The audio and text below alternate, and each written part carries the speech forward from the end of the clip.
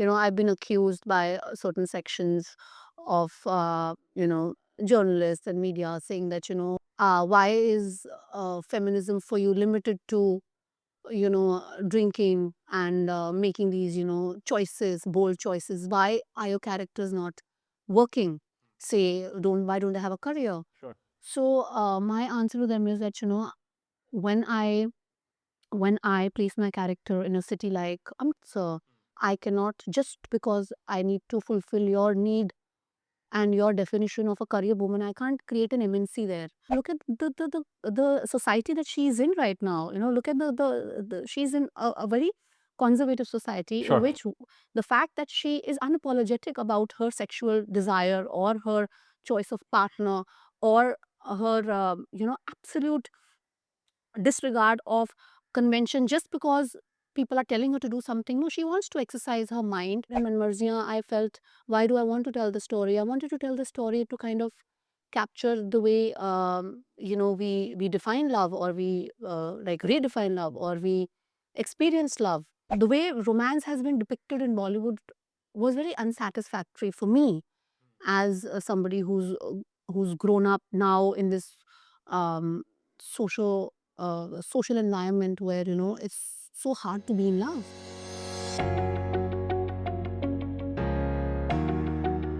It's a very important decision as to why will I invest 1 year of my life or more, 2 years of my life into this particular story, into these particular characters. What do I have to say, and why is it important? If those questions are not answered in a manner which is fulfilling or is satisfactory, I would not want to tell a story.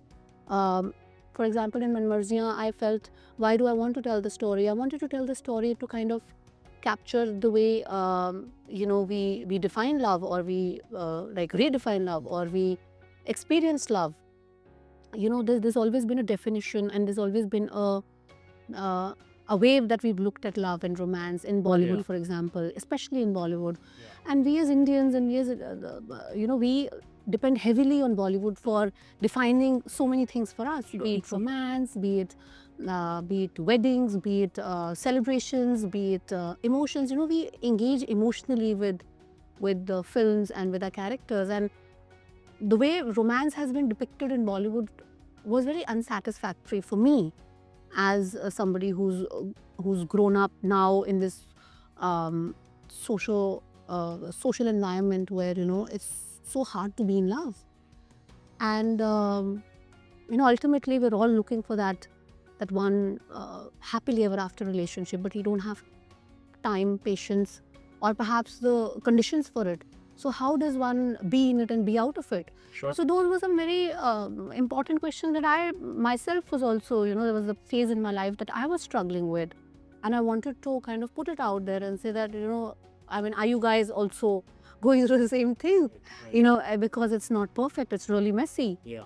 And so that is how ManMarziyaan came about, and there was a very valid reason to tell that story. Kanika, what does feminism mean to you? Feminism, I feel, is one of the most misused terms in recent times because, unfortunately, I think we are trying to have a very narrow definition of what feminism is. So at the outset, I would want to say that, an independent woman who's making a career is not the only definition of feminism. I've been accused by certain sections of, journalists and media saying that, why is it that the women that you portray, why is feminism for you limited to, drinking and making these, choices, bold choices? Why are your characters not working? Say, why don't they have a career? Sure. So my answer to them is that, when I place my character in a city like Amritsar, I cannot, just because I need to fulfill your need and your definition of a career woman, I can't create an MNC there and get her a job. If feminism will be defined in different socio-economic spaces differently. Yeah. Especially in the kind of society that we live in, we have urban cities, and then we have beat-tier towns, and then we have villages.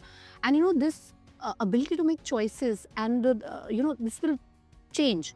Now, To me, like a woman in a village, if she has the ability to exercise her choice that today I would not like to go and fetch water.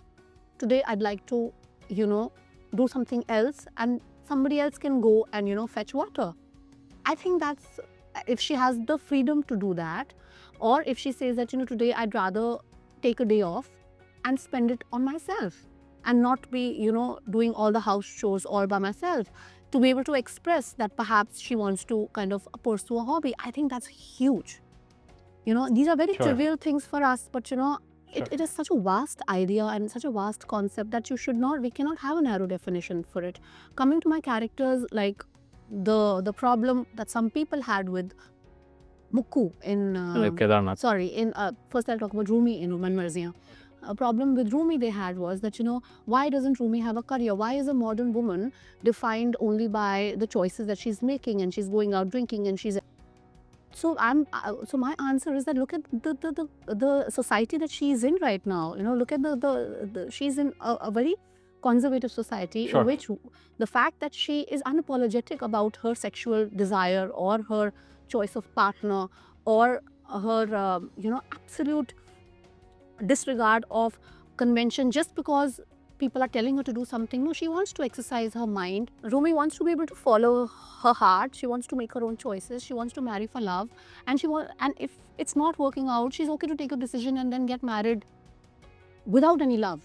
So I think that's that's all her decision. So I think that for me is exercising choice, and that's equally powerful. I mean, I don't need to show her going to office and being the breadwinner.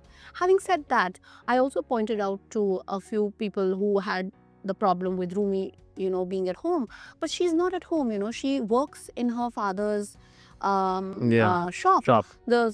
So I'm saying that, look at the lens that you're viewing this with. Now, if I had a male character who was running the father's shop, you would not call me out and you would not say that there is no, he's not doing anything, because you are so conditioned that your parents, or the family wealth and the family business, the boys will run.